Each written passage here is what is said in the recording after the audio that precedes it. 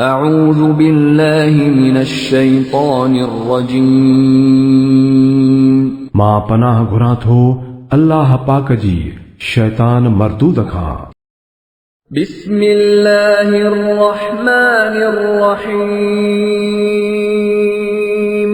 अल्लाह जे नाले सां जेको वॾो महिरबान ऐं रहम कंदड़ आहे। قل أعوذ برب الفلق